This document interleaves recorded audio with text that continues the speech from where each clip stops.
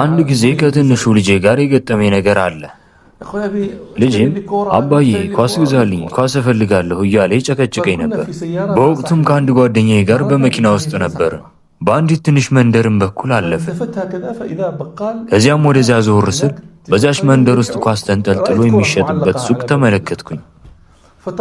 እኔም የመኪናውን ባለቤት ጓደኛዬን እባክህ አቁም አልኩትና ወረድኩኝ።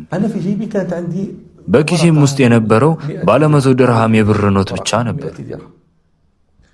የኳሱም ዋጋ ምናልባት 30 ወይም 20 ድርሃም ሊሆን ይችላል።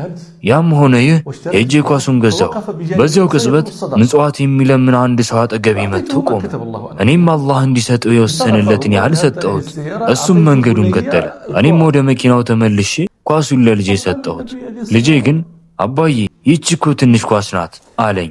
እኔም አይሆንም ማለት ነው ስለው እሱም አይሆንም አለኝ። እና አትፈልገውም? አልፈልገውም። እና ለመልሰው ስለው አዎ መልሰው አለኝ። እኔም ኳሱን መልሼ ገንዘቤን ተቀበልኩ። ከዚያ ስመለስ ግን አላህ ሱብሓነሁ ወተዓላ ለምን በዚያች መንደር እንዳቆመኝና ያንንም 100 ድርሃም ለምን እንዳስመነዝረው እንዳደረገኝ ገባኝ። ለዚያም ለችግረኛ ሰው እንድመጸውተው አላህ ፈልጎ ነው።